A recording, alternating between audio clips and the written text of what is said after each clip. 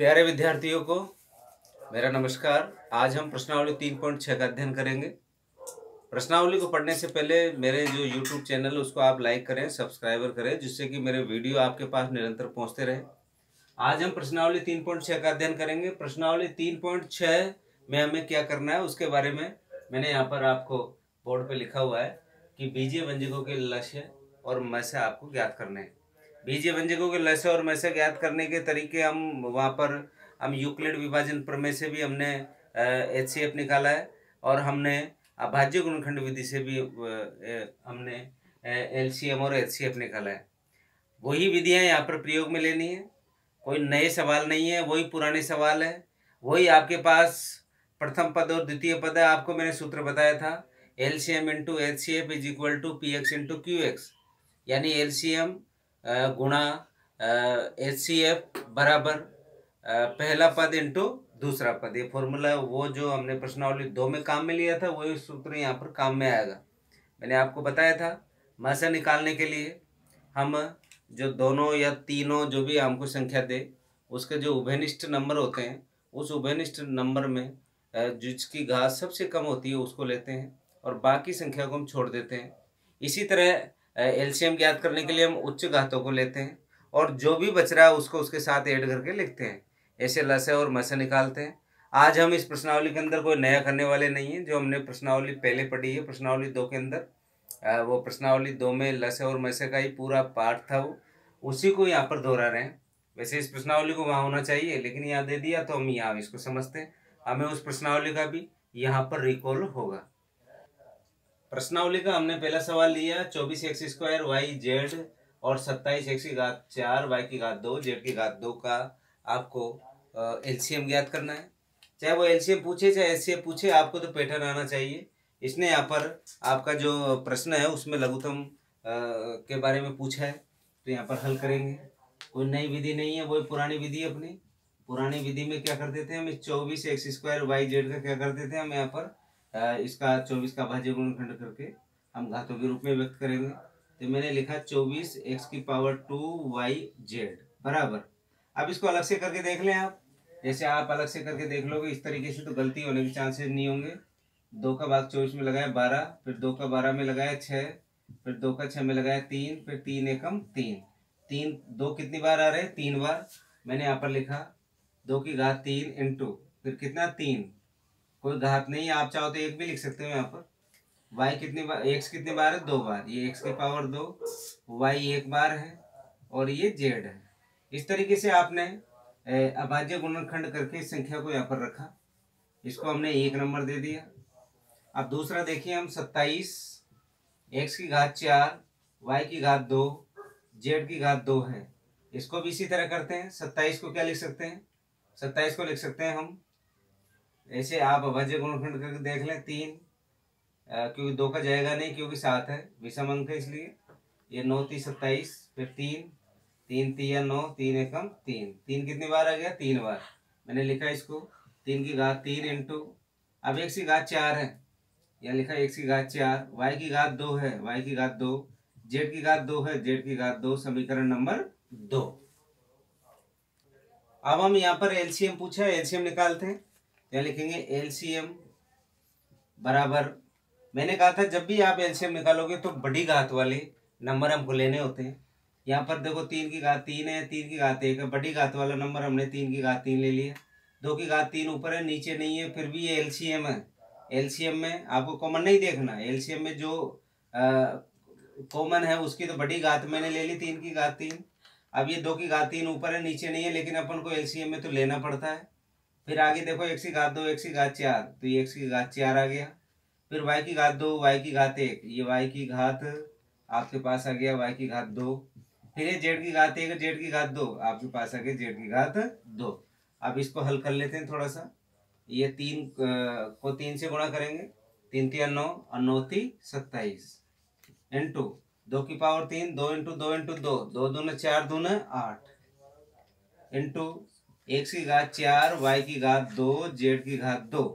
इसको गुणा करेंगे 8 को 7 से, 8 को 7 56, अच्छा हासिल के 5, 8 दूना 16, 16 और 5 हो गए आपके पास 21, 21 लिखा मैंने 216, x की पावर 4, y की पावर 2, z की पावर 2। ये किसका मान निकला आपने? एलसीएम का।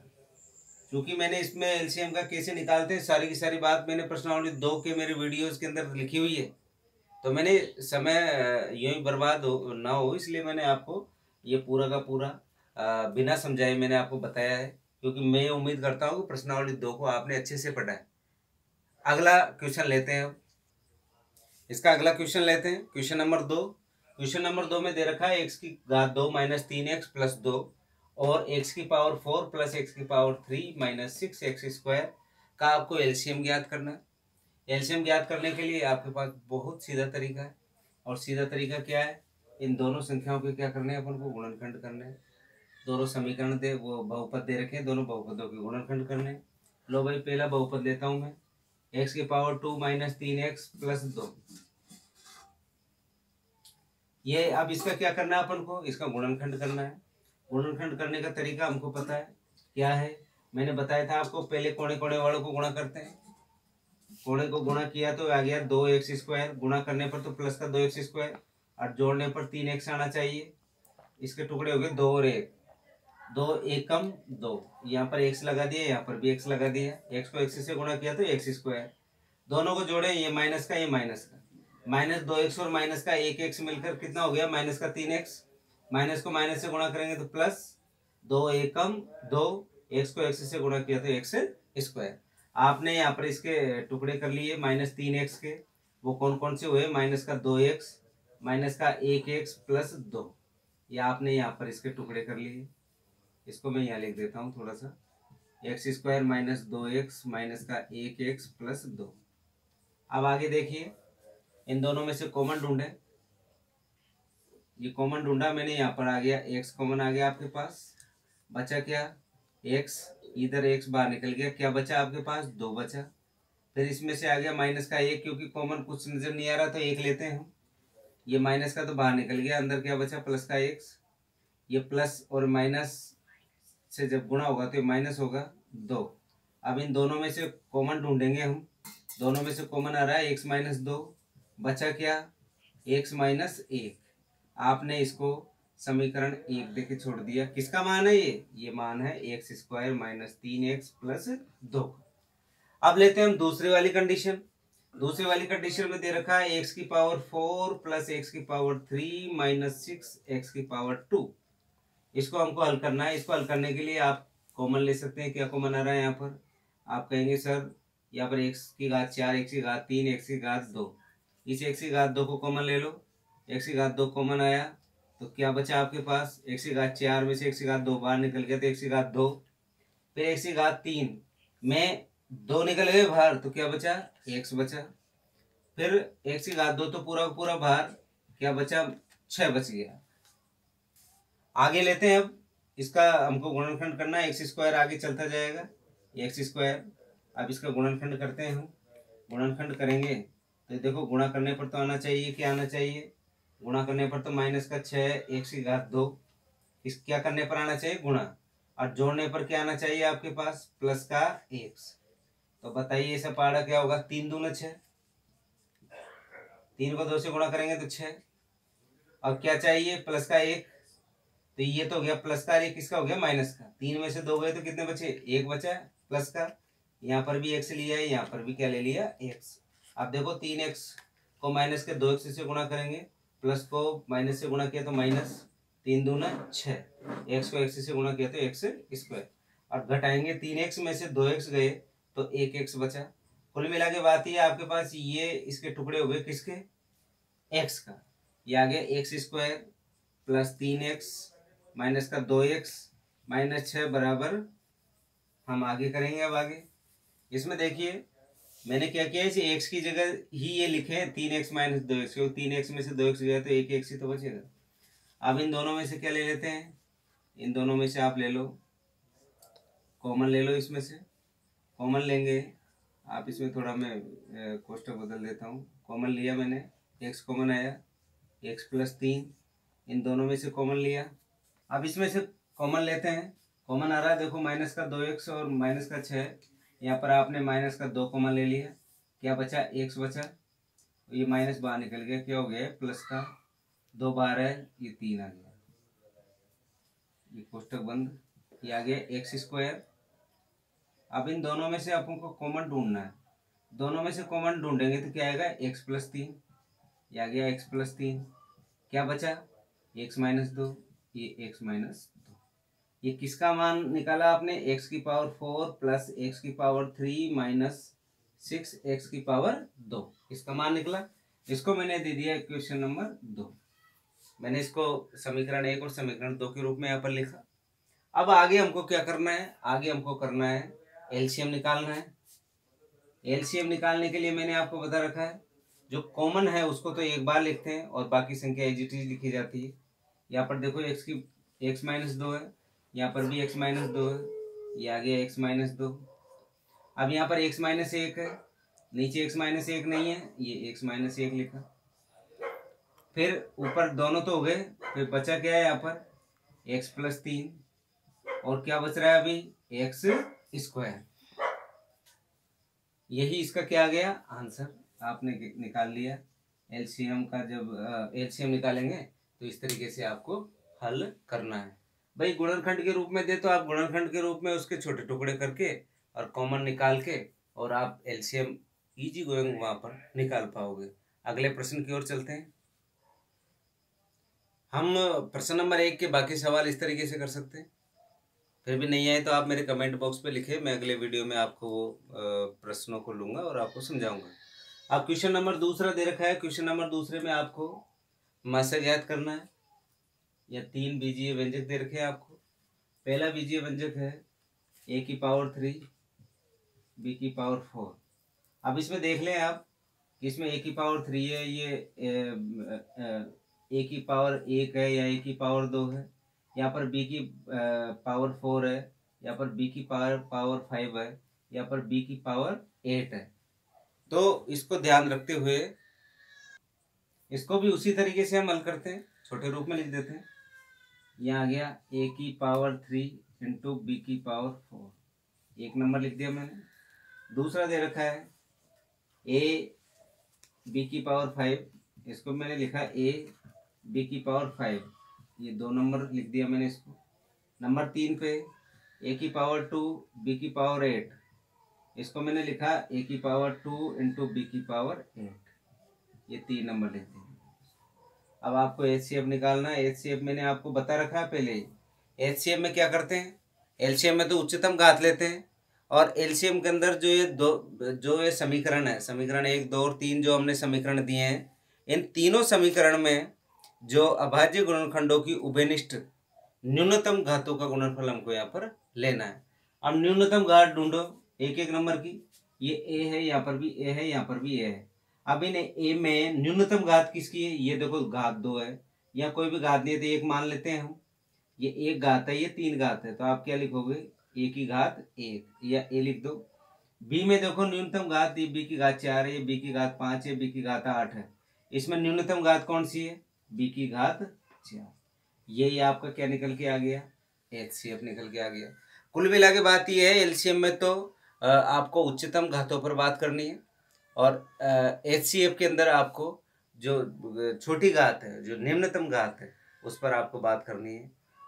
आसानी से आप एचसीएफ इसका निकाल पाओगे। एचसीएफ बराबर ए बी की पावर 4। अगला प्रश्न लेते हैं।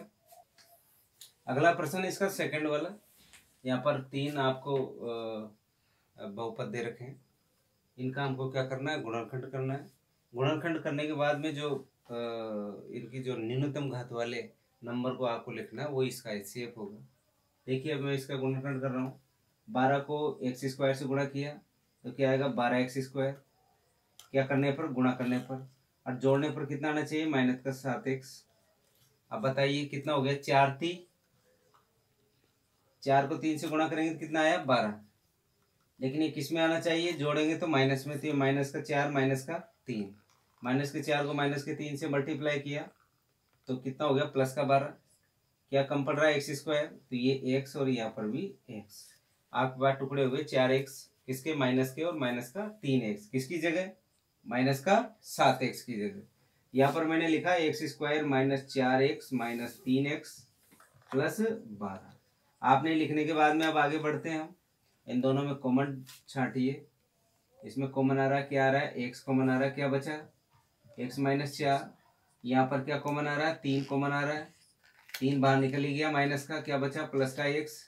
ये माइनस को प्लस से मल्टीप्लाई किया, माइनस 3 चौक 12। इन दोनों में से कॉमन ढूंढें आप। इन दोनों में से जब हम कॉमन ढूंढेंगे, एक्स माइनस 4 कॉमन, क्या बचा एक्स माइनस 3। ये आ गया 1 नंबर। इसकी वैल्यू है ये एक्स की power 2 minus 7x plus 12। 1 number दिया हमने। अब सेकंड वाला लेते हैं। सेकंड वाले में हमने लिया एक्स की पावर 2 माइनस 10x प्लस 21। इसका वही क्या, देखो टुकड़े कर रहा हूँ मैं, वापस सिखा रहा हूँ आपको। गुणा करने पर तो कितना आना चाहिए, 21x² मैंने बता रखा है, कोने कोने वाले क्या होते हैं, गुना होते हैं, इसके बराबर आना चाहिए। जोड़ने पर कितना आना चाहिए, माइनस का 10x। तो आपको पता है क्या होगा इसका, 7 तिया 21। किसके होने चाहिए, माइनस के, तो ये माइनस हो गए। माइनस 7 को माइनस 3 से मल्टीप्लाई किया तो 21 हुआ। x² है तो एक एक्स इसके साथ ले लेते हैं। एक्स को एक्स से मल्टीप्लाई किया तो कितना हो गया x²। दोनों को जोड़ेंगे, माइनस का 7x और माइनस का 3x कितना हो जाएगा, माइनस का 10x। इस तरीके से आपने इस माइनस के 10x के 2 टुकड़े कर लिए। कितने कितने आए, माइनस का 7x और माइनस का 3x। इसको मैंने लिखा x² माइनस का 7x माइनस का 3x प्लस 21। अब आगे देखिए, यहाँ पर हम कॉमन ले लेते हैं। इन दोनों में क्या आ रहा है, एक्स कॉमन आ रहा है, एक्स माइनस 7। इन दोनों में क्या कॉमन आ रहा है, माइनस का 3 आ रहा है। ये एक्स 3 का भाग 21 में दिया, 7 बार गया। ये माइनस को प्लस से मल्टीप्लाई किया, माइनस। अब इन दोनों में से कॉमन ढूंढो। इन दोनों में से कॉमन ढूंढेंगे तो क्या आएगा आपके पास, एक्स माइनस 7 और यहाँ पर क्या बचा, एक्स माइनस 3। ये इक्वेशन नंबर 2 हमने समीकरण के रूप में इसको लिख दिया। x² माइनस 10x प्लस 21, इसकी वैल्यू आ गई यहाँ पर गुणनखंड करने के बाद में। अब तीसरी कंडीशन आपके पास है, यहाँ पर ये सवाल मैं यहाँ लिख रहा हूँ तीसरे नंबर का। यहाँ पर है x² प्लस 2x माइनस 15। इसके आपको फैक्टर करने, गुणनखंड करने। गुणा करने पर तो होना चाहिए माइनस का 15 x² और जोड़ने पर आना चाहिए प्लस का 2x। आपके पास आ गया 5 और 3। 5 को 3 से गुणा किया तो कितना हुआ, 15। यहाँ पर x, यहाँ पर भी कितना आ गया, x। हो गया ये काम। अब किस में चाहिए, प्लस में। ये तो आ गया माइनस का, ये किसका आ गया, प्लस का, क्योंकि 5x में से 3x गया तो कितना बचा, 2x बचा। इधर से माइनस के 5 में से 3x गया तो 2 बचा। और माइनस के 3x को प्लस के 5 से गुणा करेंगे तो माइनस को प्लस से गुणा किया तो माइनस 5 3 15, x को x से गुणा किया तो x²। तो यहाँ पर ये प्लस का 2x की जगह इसके टुकड़े किए हमने तो कितना आया, एक तो प्लस का 5x, एक माइनस का 3x माइनस 15। अब इनमें से आपको कॉमन लेना है। ये कॉमन आ गया x, बच गया x प्लस 5। इन दोनों में से माइनस का 3 कॉमन, ये माइनस माइनस क्या हो गया, प्लस 5। अब इन दोनों में से कॉमन छांट लो। इन दोनों में से जब हम कॉमन लेंगे तो आपके पास आ जाएगा x प्लस 5 और x माइनस 3। ये कॉमन आ गया। किसका किसका गुणनखंड किया था आपने, x² प्लस 2x माइनस 15 का।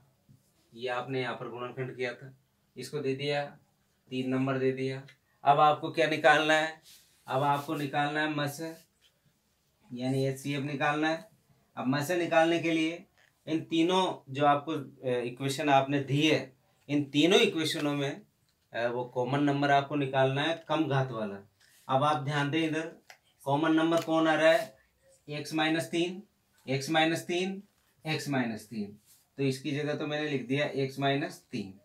अब बाकी देखो क्या क्या कॉमन है। x माइनस 4 यहाँ पर है, यहाँ पर नहीं है, यहाँ पर भी नहीं है, छोड़ो आप उसको। दूसरा देखो x माइनस 7 यहाँ पर है, यहाँ पर नहीं है, वहाँ पर भी नहीं है। ये देखो अब यहाँ पर x प्लस 5 यहाँ पर है, लेकिन इनमें नहीं है। तो आप यहाँ पर ये कह सकते हैं कि मस का जो मस हमको निकालना था वो क्या है, x माइनस 3, क्योंकि हम इसमें निम्नतम घात वाला जो कॉमन नंबर होता है वही लेते हैं। प्रश्नावली 2 के जो अभाज्य गुणनखंड वाली विधि के अंदर भी हमने यही विधि से ऐसे के ऐसे ही सवाल किए हैं। तो आप कॉमन नंबर वाले आप यहाँ पर आसानी से निकाल सकते हैं। आगे सवाल की ओर बढ़ते हैं। अगला प्रश्न है तीसरा क्वेश्चन मैं यहाँ पर ले रहा हूँ, यू एक्स बराबर दे रखा है एक्स माइनस एक का होल स्क्वायर तथा वी एक्स की वैल्यू दे रखी है एक्स स्क्वायर माइनस एक। तो LCM into H C F बराबर U X into V X. आप ये माने, ये मैंने आपको दूसरी प्रश्नावली में बताया था कि लस इंटू मस बराबर प्रथम संख्या या प्रथम पद इंटू दूसरा पद। ये इसको हमने P X into Q x भी वहाँ पर लिखा था, वही बात है यहाँ पर। कुल मिला के बात ये है, आपको ये जो दो नंबर दे रखे हैं दोनों के क्या निकालने हैं, एक का तो एचसीएफ निकालना है और दोनों के एचसीएफ और एलसीएम निकालने हैं, और आपको सीधा सीधा सूत्र में रखना है। अगर ऐसा है तो आपकी सत्यता की जांच हो जाएगी, ऐसा नहीं है तो नहीं है। अब देखिए आप इसको हल करते हैं। हम हल सर्वप्रथम हम एलसीएम निकाल लेते हैं, फिर एचसीएफ निकाल लेंगे। यहाँ पर यू एक्स बराबर दे रखा है आपको एक्स माइनस एक की घात दो। इसको मैं ऐसे भी लिख सकता हूँ एक्स माइनस एक, एक्स माइनस एक, कोई प्रॉब्लम। एक नंबर दिया, छोड़ दिया यहाँ पर। दूसरा लिया हमने वी एक्स बराबर, आप देखो यहाँ पर दे रखा उसने एक्स की घात दो माइनस एक। इस एक के माथे पे भी दो लिख सकता हूँ, क्योंकि एक का स्क्वायर भी कितना होता है एक। अब ए स्क्वायर माइनस बी स्क्वायर का एक फॉर्मूला है आपके पास, एक बार जोड़ दो, एक बार क्या कर दो, घटा दो। ये आ गया एक्स प्लस एक और एक्स माइनस एक। ये क्वेश्चन नंबर 2 ले ली मैंने। अब सबसे पहले एचसीएफ निकाल लेते हैं। मैंने कहा था उभयनिष्ठ जो नंबर है, जो उभयनिष्ठ जो अभाज्य गुणनखंड वाली जो बात हमने की थी कि भाई आपको जो उभयनिष्ठ न्यूनतम घातों का गुणनफल लेना है। अब उभयनिष्ठ न्यूनतम घातों का गुणनफल जब लोगे तो इसमें देखो कौन सी आ रही है कॉमन, एक्स माइनस एक, एक्स माइनस एक। यहाँ पर आ गया एक्स माइनस एक, यह आ गया। इसके अलावा देखो एक्स माइनस एक ऊपर है फिर नीचे नहीं है, एक्स प्लस एक यहाँ ऊपर नहीं है। ये तो आपने निकाल लिया, क्या निकाला आपने इसका एचसीएफ। अब आपको क्या निकालना है, एलसीएम निकालना है। एलसीएम में कॉमन तो आएगा ही आएगा, इसके अलावा जो बच रहा है वो भी आएगा। क्या क्या बच रहा है आपके पास, एक्स माइनस एक बच रहा है ऊपर, और क्या बच रहा है, एक्स प्लस एक। अब इसको हम हल कर लेते हैं। हल करेंगे तो क्या जाएगा, ये एक्स माइनस एक, एक्स माइनस एक, एक्स माइनस एक का होल स्क्वायर, और ये आ गया एक्स प्लस एक। इसको ये आपने किसका मान निकाला, एलसीएम का। आपके पास एचसीएफ का मान आ गया, एलसीएम का मान आ गया। अब आपको सत्यता की जांच करनी है, दिया है तो प्रश्नानुसार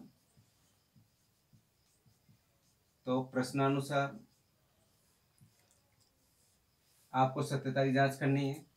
तो ये एलसीएम इंटू एचसीएफ ज्ञात करें। सबसे पहले एलसीएम की वैल्यू कितनी है आपके पास, एक्स माइनस एक का होल स्क्वायर एक्स प्लस एक, गुणा ये गुणा, फिर क्या आएगा, एक्स माइनस एक आ गया, क्योंकि हमने एचसीएफ की जगह क्या रख दिया, एक्स माइनस एक।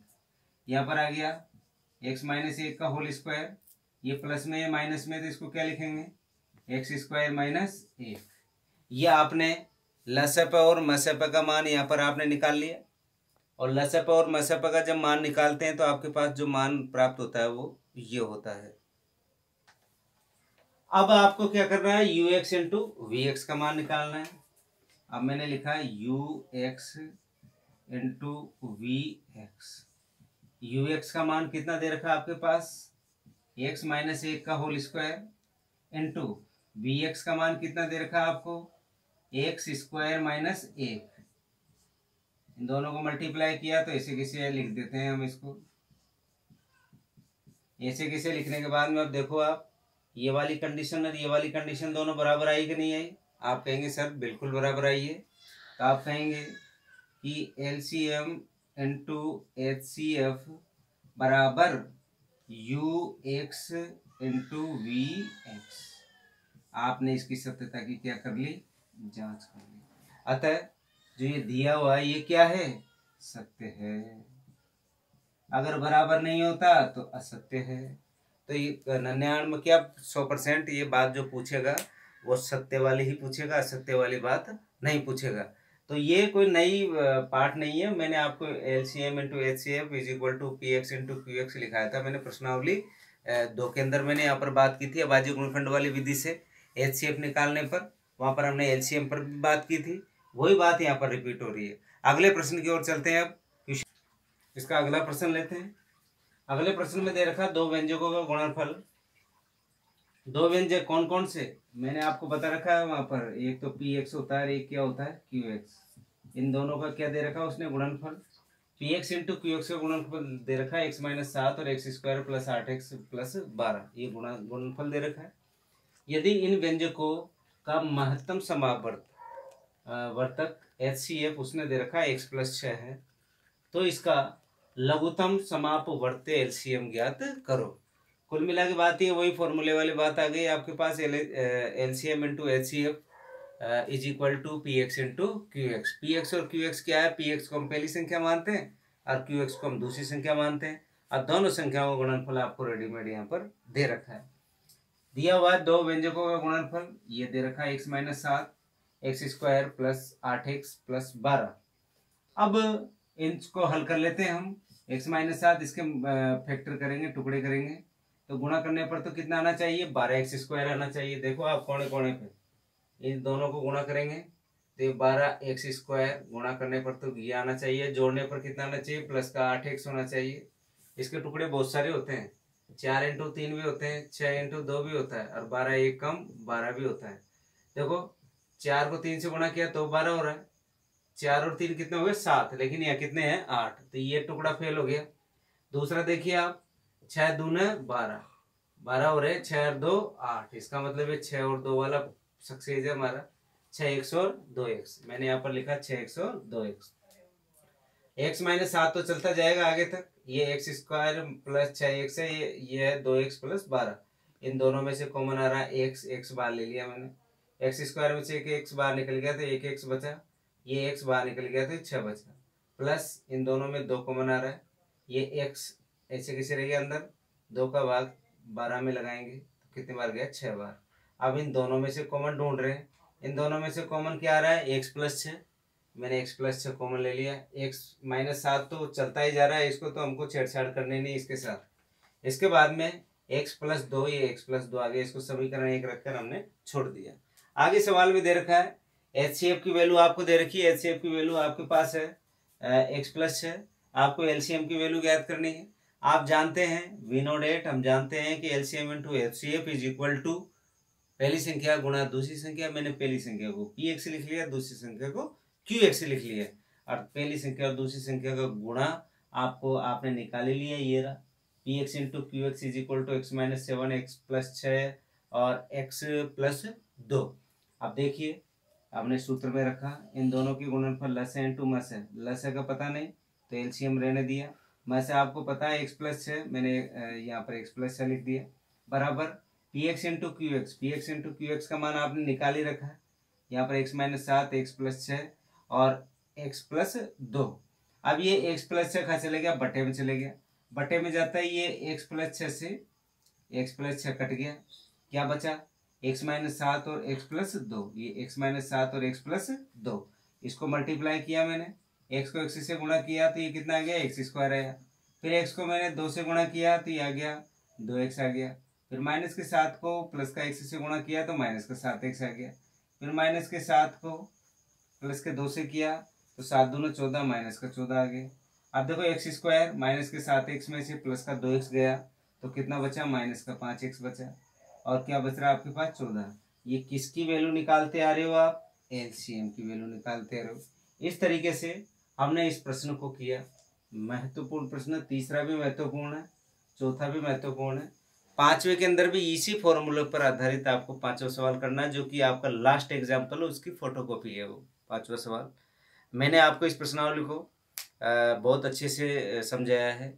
इसमें कुछ एग्जाम्पल्स और कुछ सवाल ऐसे हैं जो आप लोगों की डिमांड पर आप कई बच्चों ने पूछे हैं, उनको मैं एक PDF जो वीडियो में आपको बनाऊंगा, उसमें आपको उन जो बच रहे हैं आपके द्वारा जो पूछे गए सवाल हैं, और जो मेरे को और जो इसमें से कुछ सवाल एग्जाम्पल्स पर बात करनी है, वो एग्जाम्पल्स आपको मैं अगले वीडियो में लेके आऊँगा, और आपकी इसके अंदर जो क्यूरीज है वो और दूर हो जाएगी।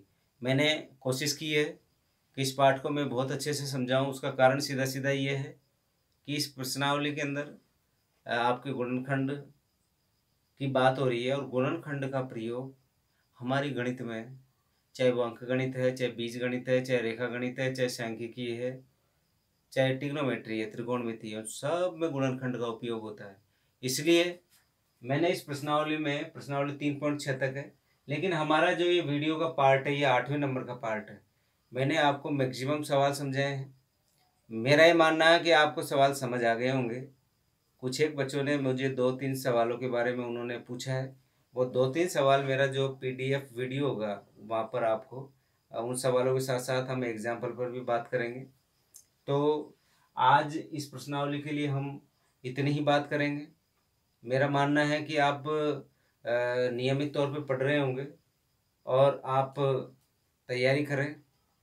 जो नए बच्चे 9वीं से 10वीं में आए हैं उन बच्चों के लिए तो आपका ये बिल्कुल फिक्स मान के चले वो बच्चे कि आप 30 जून तक मेरे साथ अगर आप नियमित रूप में अध्ययन कर रहे हो तो 30 जून तक हम गणित का सिलेबस करेंगे और उसके बाद में भी हम रिवीजन के कुछ वीडियो और जो हमारा जो पेपर होता है उस पेपर की जो ब्लूप्रिंट होती है कि ज्ञान पक्ष में कितने सवाल आते हैं, बोध से कितने आते हैं, कौशल से कितने आते हैं, वो सारी की सारी बात हम वहाँ पर जब सिलेबस समाप्त होगा जब हम करेंगे।